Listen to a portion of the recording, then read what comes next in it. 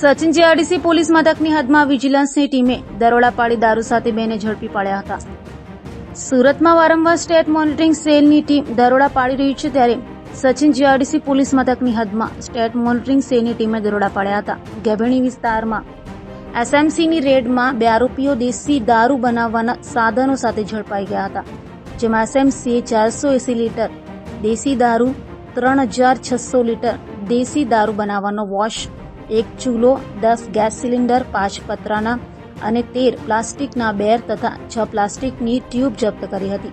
હાલ તો તમામ વિરુદ્ધ સચિન જીઆરડીસી પોલીસ મથકમાં ફરિયાદ નોંધાઈ છે.